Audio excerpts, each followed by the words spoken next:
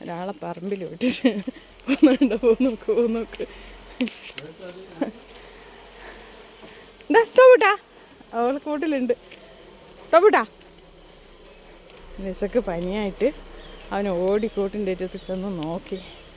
ഒക്കെ കുഴപ്പമൊന്നുമില്ലെന്ന് കണ്ടത്. എടാ മോനെ ടോബൂട്ടാ. ആ ഇനിയിപ്പോൾ അവന്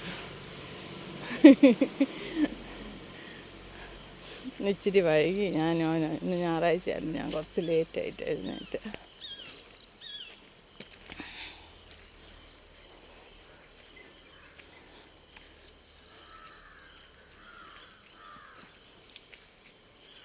അയ്യോ ഓട് നല്ലോണം ഓട്. ആ ഓട്. അയ്യോ വീണെൻ്റെ മോൻ. ഓടുവാവേ. ഓടിക്കോ. ഡാ ടോബൂട്ടാ ഓട്.